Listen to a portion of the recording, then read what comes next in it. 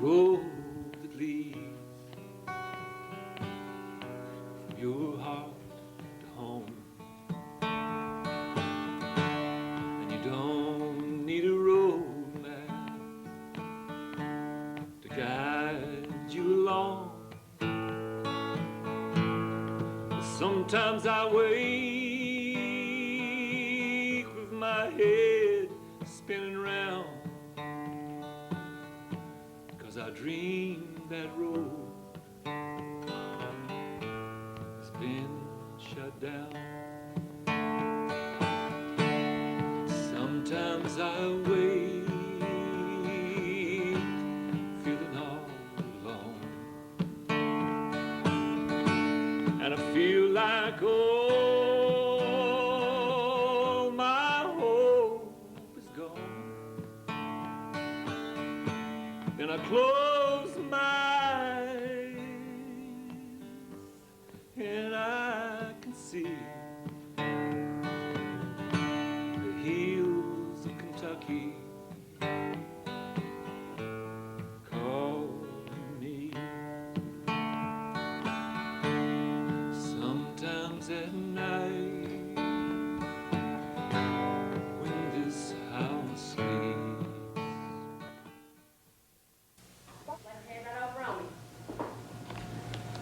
Hey, Lord.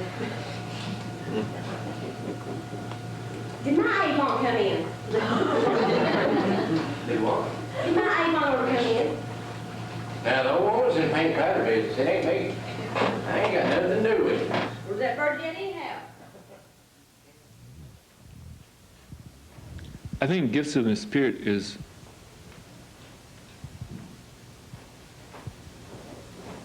a play about place.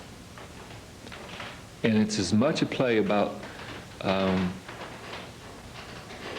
the artistic process as it is about a product. It's not just a play that talks about the lives of the people that are in it. I think it also illustrates something of the artist that created it, the writer that created it, and it's Belinda's voice.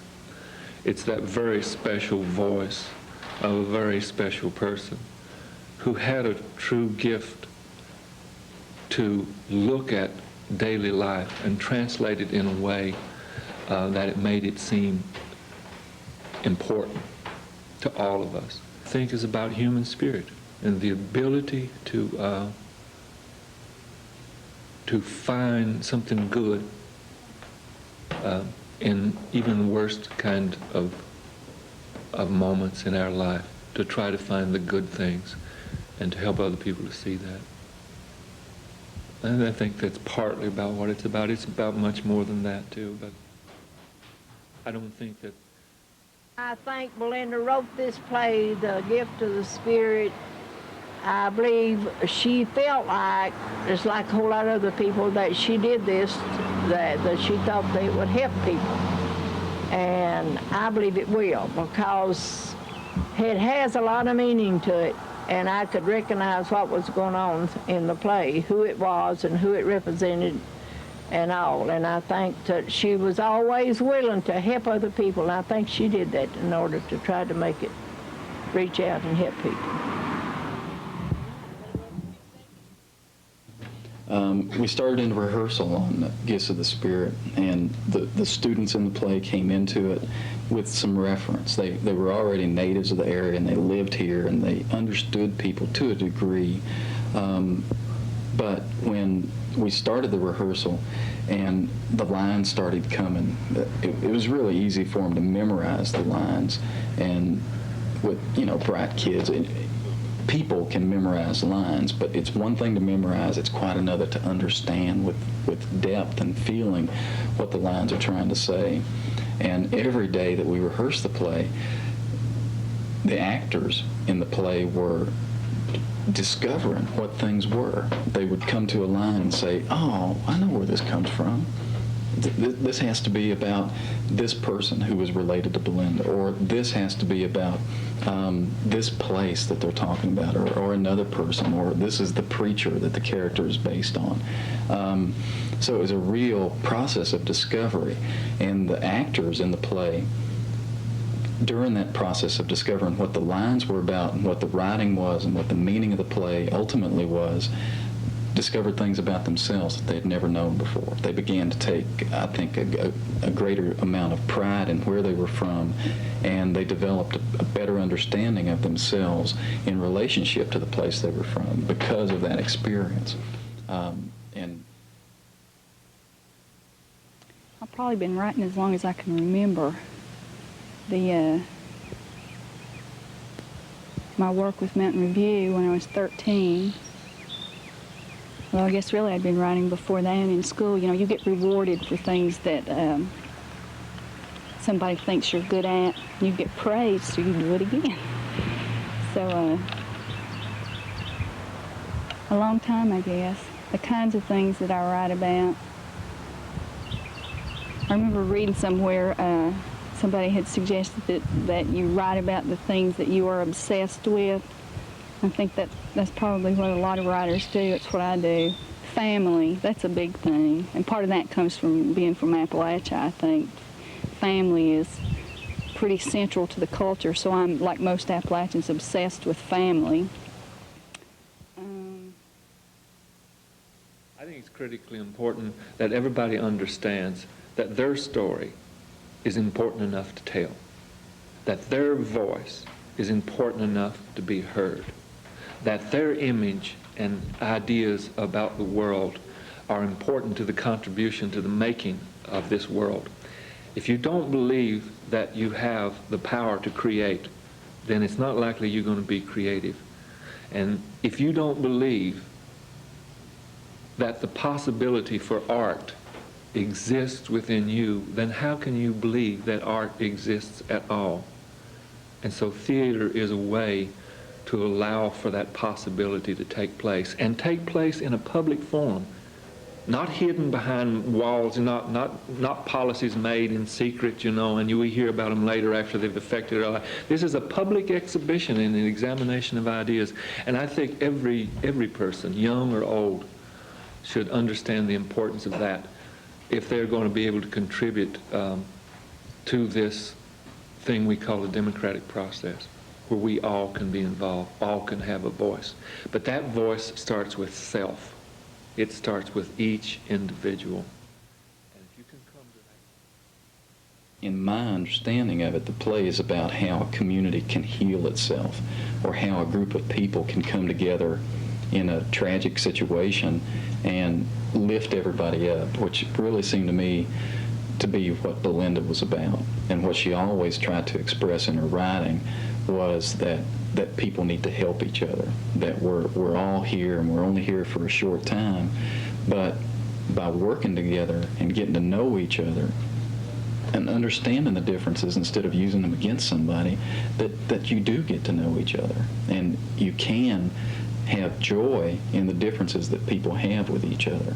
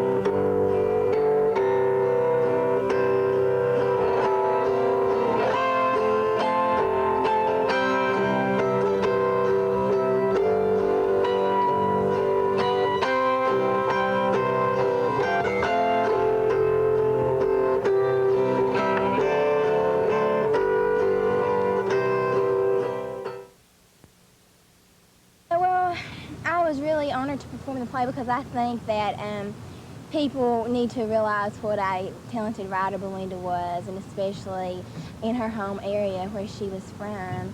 And I think the play showed Belinda's deep understanding and a deep sense of community she had for her mountain life. And I think that I thought it was sad, but I thought it sounded just like the way we were right here, you know, when I first read it. It made me just think of Letcher County, of us, everybody. Or it reminded me of, I had just been to a funeral not long ago when I read it, and it reminded me of how when you do go to funerals, you talk to everybody there. It's just like a reunion. I mean, everybody goes to see people they haven't seen. I mean, I know they don't go there for that, but that's usually what happens. What do you think about it after? It's made me think of life in general a whole lot more. It really has. You look at things a lot different after you see this play or after you experience this play. Because I don't know. It's like it's the feeling of community. I think Belinda Mason was like kind of like your light at the end of a darkened tunnel. I mean, you know, she was HIV positive, and yes, that was very sad. But I think that she showed that the younger generation as a whole can really succeed. I mean, they can accomplish things in writing, because it's like when you think of writers, you think of these people up in the northern part of the United States or like the western part of the United States, and it's like nobody thinks that an Appalachian hick can put together a complete sentence, let alone put together a novel. And I think Belinda Mason showed everybody that there is success in being just an Appalachian, and I think her writing has inspired many, many people. A lot of people think that because they're from Eastern Kentucky, they're never going to be anything in life. I mean, they think it's just too far off. Like I want to be an actor, but I don't think that's so far off that I'm not going to be able to do that one of these days. Gives this stick to the young. And in the same way, the Lord gives us the gifts to comfort us, to sustain us, to lead us out of the night and into the day. Paul tells us that these gifts are made from man to prophet. And among these gifts are these: knowledge, wisdom, unknown tongues, healing, and faith.